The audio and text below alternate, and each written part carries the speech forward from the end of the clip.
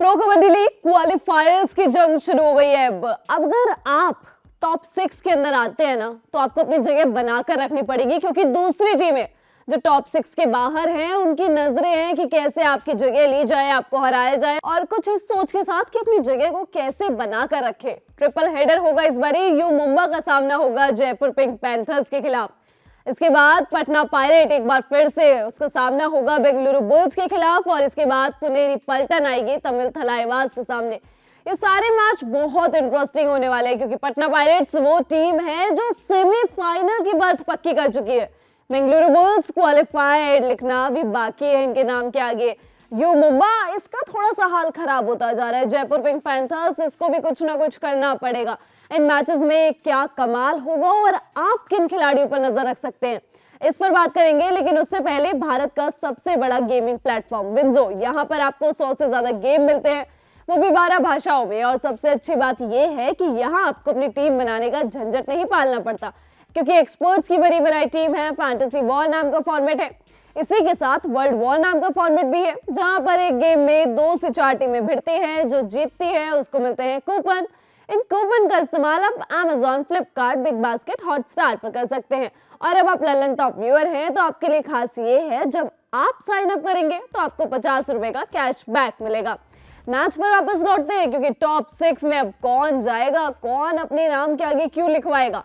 You Mumba का सामना इस चीज के लिए होगा जयपुर पिंक पैंथर्स के खिलाफ। यू मुंबा थोड़ी सी हाल खराब है, डिफेंस नहीं चला पिछले मुकाबले में, लेकिन उससे पहले वाले मुकाबले में क्या कमाल का डिफेंस चला था। तो ये जो ऊपर नीचे हो रहा है ना, इसको थोड़ा सा बैलेंस करना पड़ेगा। यू मुंबा अब तक 19 मुकाबले खेल चुकी है, 7 मुकाबले जीते, 7 हारे, और 5 मुकाबले इस टीम ने अपने टाई किए। जो जीत हासिल हुई है वो 2 बारी बेंगलुरु बुल्स को हराकर हुई। जयपुर को हराया इस टीम ने, तमिल को हराया है, तेलुगु टाइटंस को 2 बारी हराया, Bengal Warriors the defending champion को भी ये टीम हरा चुकी है। लेकिन दबंग दिल्ली के खिलाफ 2 बार, पटना पायरेट के खिलाफ, पुनेरी पलटन के खिलाफ 2 बार, पटना के खिलाफ भी 2 बार, और हरियाणा स्टीलर के खिलाफ हार चुकी है। हालांकि तमिल, यूपी, हरियाणा, गुजरात, बंगाल, इस टीम के खिलाफ इस टीम ने अपने मैच ड्रॉ भी किए हैं। तो इसके बाद अब जयपुर की बात की जाए, जयपुर की कहानी देखी जाए, तो ये टीम भी 19 मुकाबले खेल चुकी है, जिसमें से 8 जीते, 9 गवाए, और कुल 2 मुकाबले इस टीम ने ड्रॉ किए। ये जो 2 ड्रॉ किए थे ना, एक ही टीम के खिलाफ, तमिल थलाइवास के खिलाफ ड्रॉ किए थे, और जीत जो हासिल हुई है वो हरियाणा स्टीलर, यूपी योद्धा, पुनेरी पलटन, दबंग दिल्ली के खिलाफ 2 बार, पटना पायरेट्स के खिलाफ 2 बारी, और गुजरात जायंट्स के खिलाफ हुई। ये टीम बड़ी टीमों को हरा सकती है, और यू मुंबा इसके सामने शायद एक अच्छा चैलेंज हो सकता है। शायद फजल अतरचली की टीम वापस फॉर्म में आ सकती है। वैसे यू मुंबा के लिए परफॉर्म कौन करता है, इस टीम के प्राइम परफॉर्मर्स की बात कर ली जाए पूरे सीजन की, तो अभिषेक सिंह का नाम आता है, अजीत का नाम आता है।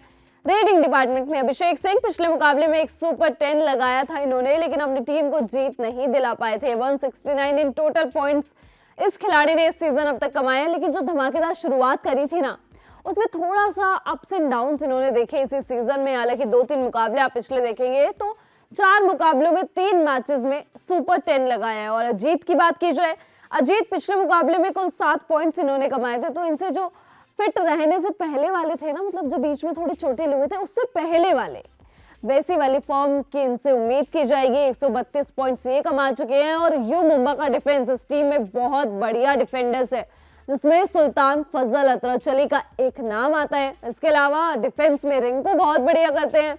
पिछले मैच की दोनों की कहानी बताऊं मैं आपको, तो फजल ने पिछले से पिछले मुकाबले में, माफ कीजिएगा, फजल अतरचली ने पिछले से पिछले मुकाबले में 8 टैकल पॉइंट्स अकेले निकाले थे।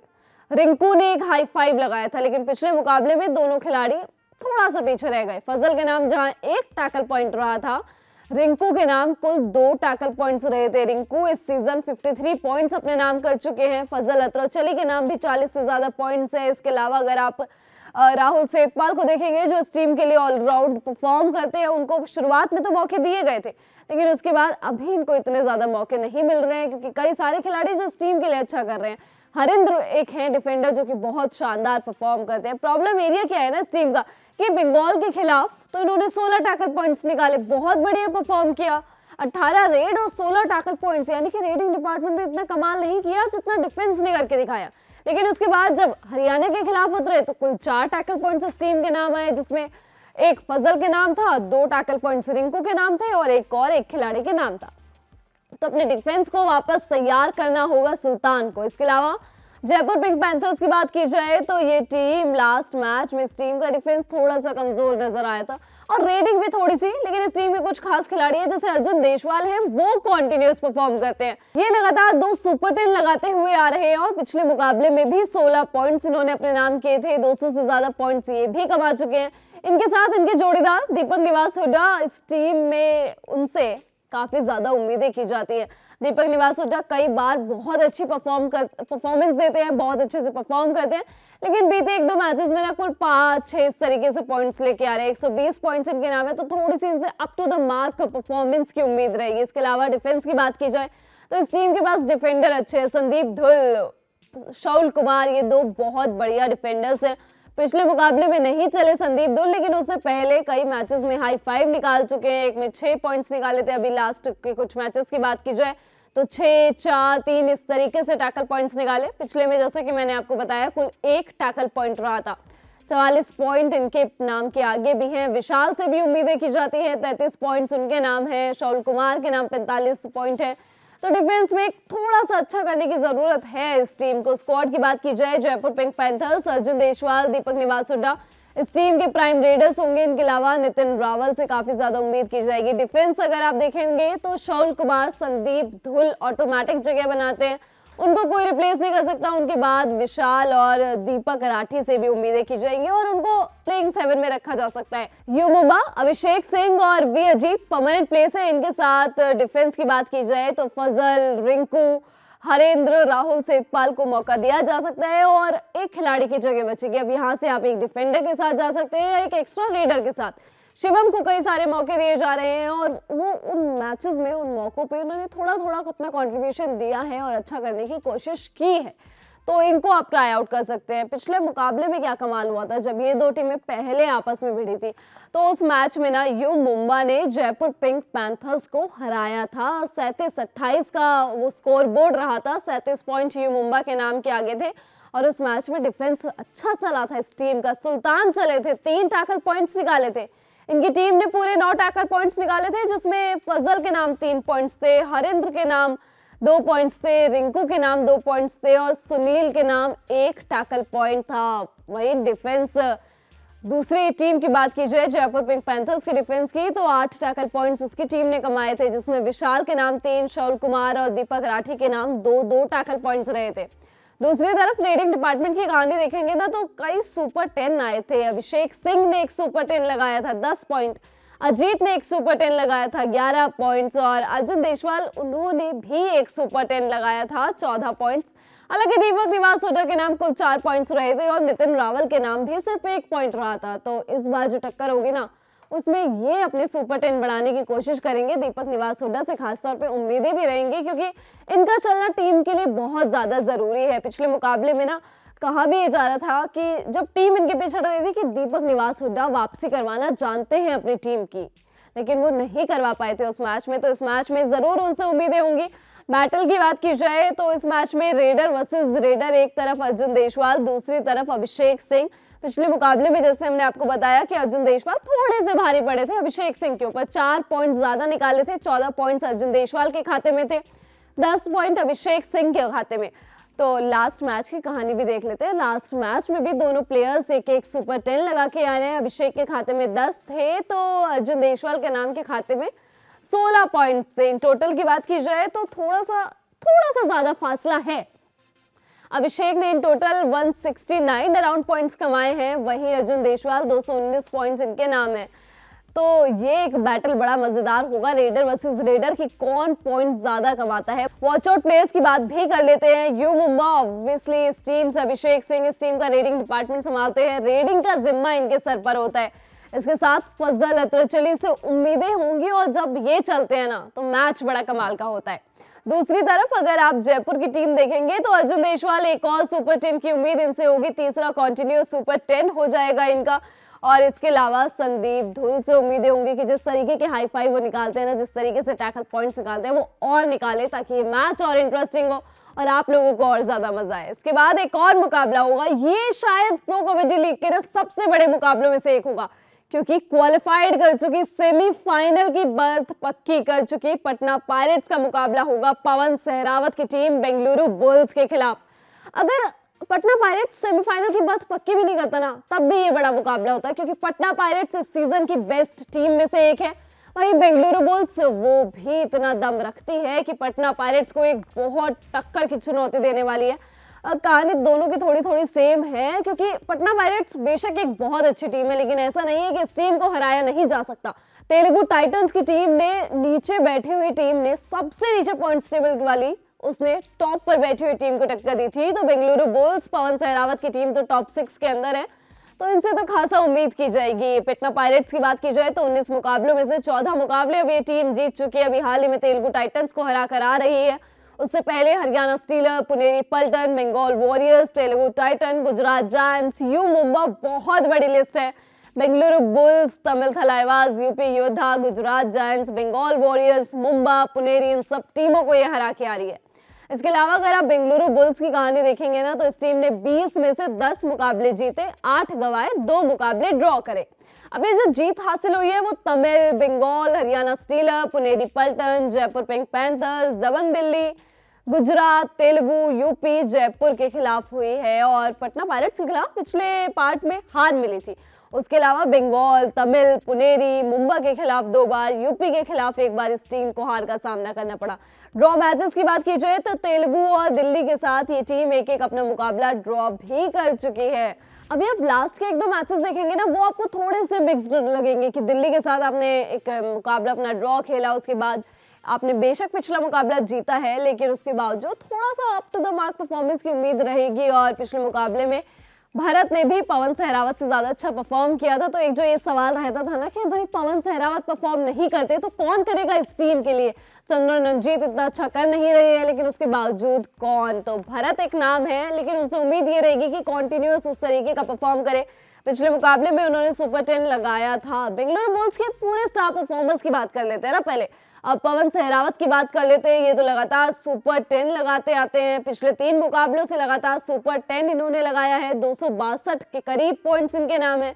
इसके अलावा चंद्रन रंजीत, जो बीते 2-3 मैचेस से इनको प्राइम स्टार्टिंग 7 में मौका नहीं मिला, उससे पहले के 2 मैचेस में तो वो खेले नहीं, तो उनको पिछले मुकाबले में उतारा गया और इतना अच्छा परफॉर्म नहीं किया। कुल 3 बोनस पॉइंट इन्होंने अपने नाम किए, 72 पॉइंट्स इनके नाम है। इसके अलावा डिफेंस की बात की जाए तो इस टीम के पास सौरभ नंदल है, जो कि अच्छा करते हैं। पिछले मुकाबलों में कुल एक टैकल पॉइंट्स लेके आए हैं, तो इनसे खासतौर पे उम्मीदें रहेंगी कि वो थोड़ा सा ज्यादा अप टू द मार्क करे और अच्छा करे। कुल 54 पॉइंट्स इनके नाम है। इसके अलावा महेंद्र से उम्मीदें रहेंगी, पिछले मुकाबले में 2 टैकल पॉइंट्स इनके नाम थे, इनके साथ जीबी मोरे के नाम भी 2 टैकल पॉइंट्स थे। तो ये जो 20-28 टैकल पॉइंट्स इन लोगों के नाम है ना, तो इस डिफेंस से और ज्यादा अच्छा करने की उम्मीद रहेगी। प्रॉब्लम एरिया पहले नजर आता था कि पवन सहरावत अगर मैच से बाहर जाते हैं तो उनको रिवाइव कौन करवाएगा, रेटिंग डिपार्टमेंट में आपके लिए कौन जिम्मेदारी लेगा। पिछले मुकाबले में दिखा, भारत ने वो चीज करके दिखाई, 15 पॉइंट्स कमाए, सुपर 10 लगाया, तो ये थोड़ा सा सॉर्ट आउट सा मामला लगता है। दूसरी तरफ पटना पायरेट्स की कहानी देखेंगे तो इस टीम में आपको ओवरऑल कोई कमी नहीं नजर आएगी। कहीं ना कहीं ये टीम कवर अप करना चाहती है। सचिन इस टीम के लिए सुपर 10 लगा रहे हैं। मोनू गोयत अगर बाहर बैठे हैं तो उनकी जगह गुमान सिंह ने वो जगह बड़ी अच्छे से फिल कर लिया। उनको जितने मौके मिले हैं उन्होंने सुपर 10 लगाए हैं, तो टीम ओवरऑल सेट नजर आती है। लेकिन कहीं ना आप रेटिंग डिपार्टमेंट में इस टीम को चैलेंज कर सकते हैं, और पवन सहरावत, भारत पूरी कोशिश करेंगे कि वहां इस टीम को चैलेंज करें। इस टीम की ओवरऑल परफॉर्मेंस की बात कर लेते हैं। मोनू गोयत का मैंने जिक्र किया। मोनू गोयत पिछले मुकाबले में थोड़ी सी देर के लिए उतरे थे मैच पर, लेकिन ज्यादा कुछ किया नहीं, पॉइंट्स नहीं कमाए। हालांकि उनको वापस दोबारा सब्स्टिट्यूट कर दिया गया। 85 पॉइंट्स इन टोटल इनके नाम है। इसके अलावा प्रशांत राय की फॉर्म थोड़ी सी खराब चल रही है। बीते 1-2 मैचेस में ज्यादा अच्छा परफॉर्म नहीं किया है। 2-0-2 इस तरीके से पॉइंट्स निकाले हैं, पहले आते हैं और उसके बाद फिर उनको सब्स्टिट्यूट कर दिया जाता है। 82 पॉइंट्स इनके नाम है। सचिन अच्छा कर रहे हैं। पिछले मुकाबले में 1 सुपर 10 लगाया, उससे पहले वाले मैच में 6, लेकिन उससे भी पहले वाले मैचेस की कहानी अगर आप देखेंगे तो 2 सुपर 10 इन्होंने लगाए थे। 130 से ज्यादा पॉइंट्स हैं इनके नाम। गुमान सिंह के नाम अच्छे खासे पॉइंट्स हैं, इनको प्राइम स्टार्टिंग 7 में उतारा जा रहा है। इसके अलावा डिफेंस की कहानी, पटना पायरेट्स का डिफेंस बहुत शानदार है। आप इस टीम के किसी भी डिफेंडर का नाम ले लीजिए, सुनील, साजन हो गए, नीरज हो गए, लेकिन मोहम्मद रेजा उन सबके टॉप पर होंगे। 60 से ज्यादा पॉइंट्स इनके नाम है और हर मैच में परफॉर्म करके देते हैं अपनी टीम के लिए। एक आध मुकाबला ही ऐसा हुआ है जिसमें मोहम्मद रेजा ने एक भी टैकल पॉइंट नहीं निकाला। पिछले मुकाबले में भी एक हाई फाइव इन्होंने अपने नाम किया था। इसके अलावा सुनील इस टीम के लिए अच्छा करते हैं, सुनील साजन की जोड़ी को उतारा जाता है और नीरज भी इस टीम के लिए कॉन्टिन्यूस परफॉर्म करते हैं। प्रॉब्लम एरिया थोड़ा सा रेटिंग डिपार्टमेंट पे काम किया जा सकता है, थोड़ा सा और रेटिंग डिपार्टमेंट स्ट्रॉन्ग हो सकता है इस टीम का। अब इन दो टीमों के स्क्वाड की बात भी कर लेते हैं। बेंगलुरु बुल्स, पवन सहरावत, भरत इस टीम के प्राइम रेडर्स के तौर पर उतर सकते हैं। जितना अच्छा पिछले मुकाबले में भरत ने किया है, आप उनको बाहर बिठाना भी नहीं चाहोगे। डिफेंस की बात की जाए तो जयदीप, सौरभ नंदल, ये जयदीप हरियाणा स्टीलर्स वाले नहीं हैं, ये बेंगलुरु बुल्स वाले जयदीप हैं जिन्होंने पिछले मुकाबले में अच्छा किया था। तो जयदीप, सौरभ नंदल के साथ जीबी मोरे, मयूर कदम और महेंद्र सिंह को आप अपनी टीम में ले सकते हैं। इसके अलावा पटना पायरेट्स की बात की जाए तो गुमान सिंह और सचिन प्राइम रेडर्स के तौर पे इनके साथ प्रशांत राय को मौका दिया जा सकता है। इसके अलावा डिफेंस में ये आप नहीं छेड़ सकते, मोहम्मद रेजा, सुनील साजिन और उनके साथ नीरज की जोड़ी। अब जब इन टीमों का पहले मुकाबला हुआ था, इतनी बड़े टीमें हैं ये सीजन की इस टूर्नामेंट की, तो पिछला मुकाबले का क्या नतीजा रहा था? तो पटना पायरेट्स ने बेंगलुरु बुल्स को हराया था। 38-31 का स्कोर बोर्ड रहा था। पटना पायरेट्स के डिफेंस ने बहुत शानदार परफॉर्म किया था। नीरज, मोहम्मद रेजा दोनों खिलाड़ियों ने 3-3 टैकल पॉइंट्स निकाले थे। साजिन के नाम 1 टैकल पॉइंट रहा था और रेटिंग डिपार्टमेंट आप देखेंगे ना तो सुनील के नाम 9, सचिन के नाम 8, गुमान सिंह के नाम 7 और प्रशांत कुमार राय के नाम 2 पॉइंट्स रहे थे। दूसरी तरफ बेंगलुरु बुल्स की कहानी ऐसी थी कि महेंद्र और सौरभ नंदल दोनों खिलाड़ियों ने एक हाई फाइव अपने नाम किया था, 6-6 पॉइंट्स निकाले थे। इसके अलावा पवन सहरावत के नाम एक सुपर 10 रहा था, 10 पॉइंट्स थे। इसके साथ चंद्रन रंजीत के नाम 3 पॉइंट्स थे। तो ये बहुत कमाल का एक मुकाबला खेला गया था, लेकिन इस बार एक बहुत अच्छे मुकाबले की उम्मीद होगी और इस मैच में बैटल किन खिलाड़ियों के बीच में होगा। और बैटल की बात की जाए तो इस बार रेडर वर्सेस रेडर नहीं, डिफेंडर वर्सेस डिफेंडर नहीं, इस बार रेडर वर्सेस डिफेंडर। एक तरफ पवन सहरावत होंगे बेंगलुरु बुल्स की और दूसरी तरफ होंगे मोहम्मद रेजा पटना पायरेट्स की तरफ से। दोनों ही कमाल के प्लेयर्स हैं। इधर से वो रेडिंग करने आएंगे और इधर से वो उनको टैकल आउट करने की पूरी कोशिश करेंगे और मैच अपनी झोली में डालने की कोशिश करेंगे। इनका लास्ट इनकाउंटर का मैंने आपको बताया, अगर पवन सहरावत ने एक सुपर 10 लगाया तो मोहम्मद रेजा के नाम भी 3 टैकल पॉइंट्स रहे थे और पिछले मुकाबले में भी कमाल करते हुए आ रहे हैं ये खिलाड़ी। अगर पिछले मुकाबले में पवन सहरावत के नाम एक सुपर 10 था तो मोहम्मद रेजा के नाम भी एक हाई फाइव रहा था। वॉच आउट प्लेयर्स की बात भी कर लेते हैं। पटना पायरेट्स की तरफ से सचिन पे नजरें होनी चाहिए क्योंकि पिछले मुकाबले में सुपर 10 लगाया।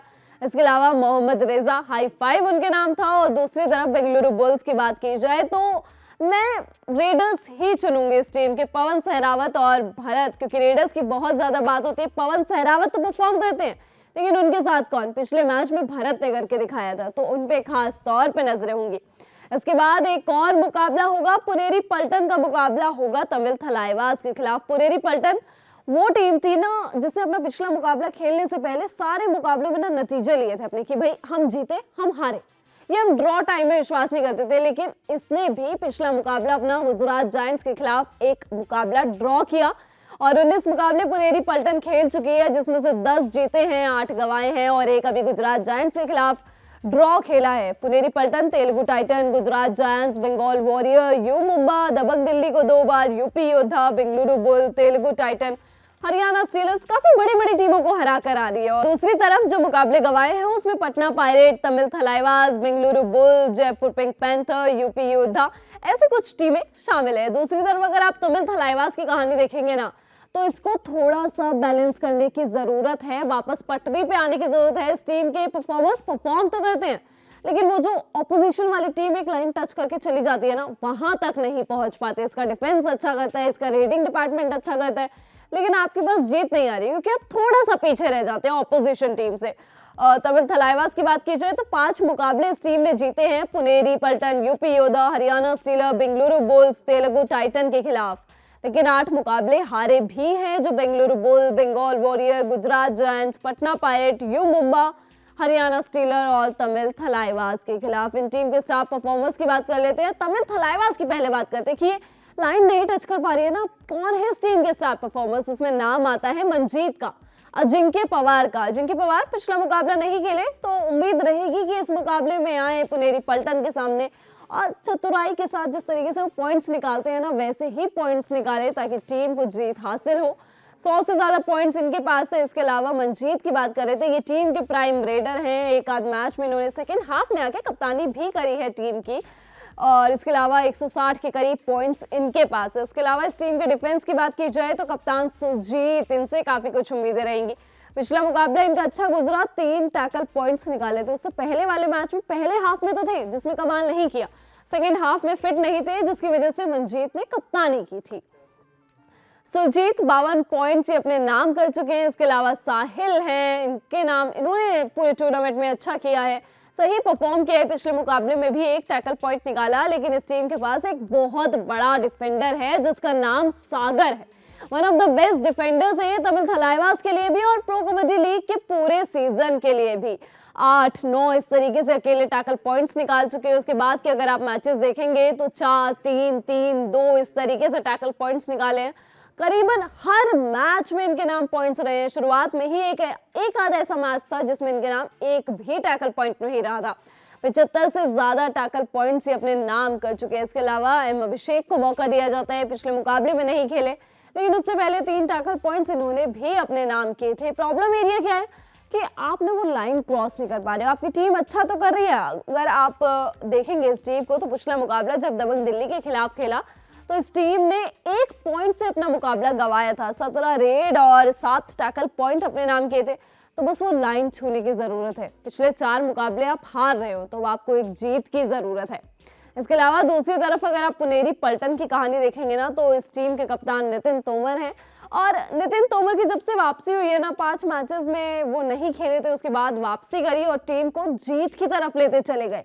इनकी कप्तानी की बहुत ज्यादा तारीफ होती है। अगर इनके पर्सनल रेड पॉइंट्स की तारीफ नहीं होती तो ये अपने प्लेयर्स को चलाना जानते हैं और वो उस टीम के लिए बहुत अच्छा करते हैं। इनके अलावा टीम का जो रेडिंग डिपार्टमेंट है वो असलम इनामदार और मोहित गोयत के ऊपर डिपेंड करता है। असलम इनामदार के नाम 140 से ज्यादा पॉइंट्स हैं, मोहित गोयत के नाम 130 से ज्यादा पॉइंट्स हैं। इनसे उम्मीद रहेगी कि आप अच्छा करिए और टीम को जीत की तरफ लेके जाइए। डिफेंस की बात की जाए तो विशाल को जब मौके मिले हैं, स्टार्टिंग में इनको कॉन्टिन्यूस मौके मिले थे जिसमें इन्होंने परफॉर्म किया, एक टैकल पॉइंट भी निकाला, लेकिन उसके बाद थोड़ा सा मौके नहीं मिले। स्टार्टिंग 7 में इनको नहीं खिलाया गया, फिर वापस डाला गया, जब लेके आए तो इन्होंने परफॉर्म किया। इसी तरीके से अगर आप लास्ट के कुछ मैचेस देखेंगे तो एक हाई 5 भी इनके नाम रहा है, 30 से ज्यादा टैकल पॉइंट्स इनके नाम है। इसके अलावा विनेश ने अच्छा किया है, कॉन्टिन्यूस टीम का पार्ट रहते हैं। बीते कुछ मुकाबले देखेंगे तो एक इस तरीके से इन्होंने भी टैकल पॉइंट्स निकाले हैं। इसके अलावा सोमवीर के नाम हाई 5 रहा है रिसेंटली। संकेत सावंत ने इस टीम के लिए अच्छा किया है। प्रॉब्लम एरिया कहाँ के फंसता है, और थोड़ा सा ना रेडिंग डिपार्टमेंट में आप और अच्छा हो सकते हो, तो वो उस चीज की उम्मीद रहेगी। नितिन तोमर से रेडिंग डिपार्टमेंट में भी थोड़ा सा अच्छा करने की उम्मीद रहेगी। स्क्वाड की बात भी कर लेते हैं। पुनेरी पलटन, नितिन तोमर, असलम इनामदार और मोहित गोयल इस टीम के प्राइम रेडर्स होंगे। और डिफेंस की कहानी आप देखेंगे तो विशाल, अभिनेश, सोमवीर, संकेत सावंत को मौका दिया जा सकता है। दूसरी तरफ तमिल थलाइवास, मनजीत, अजिंक्य पवार और उनके साथ हिमांशु के साथ तो ये टीम जा सकती है क्योंकि बीते 1-2 मैचेस में उनके साथ गई है।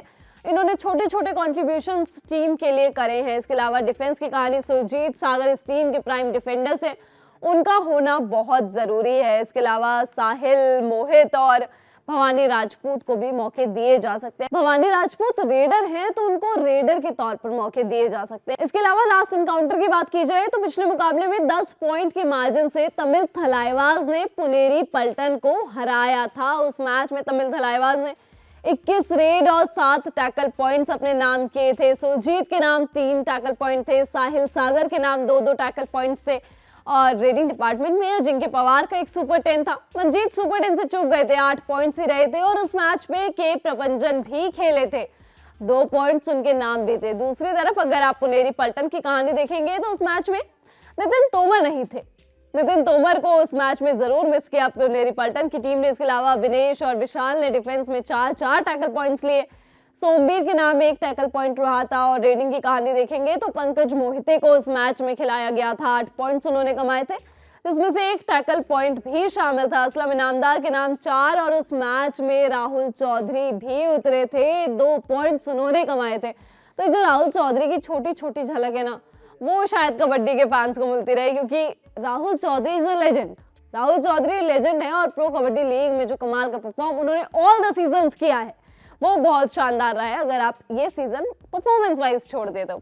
लेकिन उनका चार्म और मैट पर आके उनका जोश अभी भी उतना ही है। बैटल की बात कर ले तो इस मैच में भी एक तरफ डिफेंडर और एक तरफ रेडर, सुजीत वर्सेस असलम इनामदार। असलम इनामदार बहुत सही तरीके से पॉइंट्स निकालना जानते हैं और दूसरी तरफ सुजीत, क्योंकि इनको ये टीम के कप्तान है और तमिल थलाइवास को अगर 5वीं हार से बचाना है तो इनको चलना पड़ेगा और इनको अपनी टीम के लिए कमाल करना पड़ेगा। अब वॉच आउट प्लेयर्स की भी बात कर लेते हैं। पुनेरी पल्टन की तरफ से एक तरफ नजरें होंगी नितिन तोमर के ऊपर, ये इस टीम के कप्तान हैं और जब से इस टीम के साथ वापस जुड़े हैं ना, टीम बिल्कुल सही ट्रैक पे जा रही है। टीम को जिताना जानते हैं और अपने प्लेयर्स को चलाना जानते हैं। इनके साथ असलम इनामदार ये ऑलराउंड परफॉर्म करते हैं। अगर ये रेडिंग में आपके लिए पॉइंट्स लेके आ रहे हैं ना तो डिफेंस में टैकल पॉइंट्स भी लेकर आएंगे। इसके अलावा तमिल थलाइवास की बात की जाए तो एक तरफ से मंजीत इस टीम के प्राइम रेडर है, पिछले मुकाबले में सुपर 10 लगाया है और उनके साथ सुजीत इस टीम के कप्तान, 50 से ज्यादा टैकल पॉइंट्स इस सीजन इनके नाम है अभी तक और पिछले मुकाबले में भी 3 टैकल पॉइंट्स इन्होंने अपने नाम किए थे। तो इन पे भी खास तौर पे नजरें होंगी और इनकी नजरें होंगी टॉप 6 में पहुंचने की, क्वालिफाई करने की, अपने नाम के आगे क्यू लिखवाने की। तो ये मुकाबले खेले जाएंगे। पहले यू मुंबा का सामना होगा जयपुर के खिलाफ, उसके बाद पटना पायरेट्स और बेंगलुरु बुल्स का एक बड़ा मुकाबला होगा और फाइनली मुकाबला होगा पुनेरी पल्टन का तमिल थलाइवास के खिलाफ। इन मैच में क्या कमाल होगा और प्रो कबड्डी लीग में क्या कुछ चल रहा है, ये सब आपके पास तक दी ललन टॉप अपनी प्रो कबड्डी लीग की कवरेज कासे कबड्डी के जरिए लाता रहेगा। आप देखते रहिए दी ललन टॉप। मैं हूं गरिमा और अगर अभी तक आपने हमारे नए चैनल ललन टॉप स्पोर्ट्स को सब्सक्राइब नहीं किया है तो उसका लिंक आपको डिस्क्रिप्शन में मिल जाएगा, वहां जाकर हमारे नए चैनल को सब्सक्राइब कीजिए, क्योंकि वहां आपको तमाम स्पोर्ट्स से जुड़े किस्से, कहानियां, न्यूज, इंटरव्यू, लाइव ओपिनियन सब कुछ मिलता है। देखते रहिए दी ललन टॉप। शुक्रिया।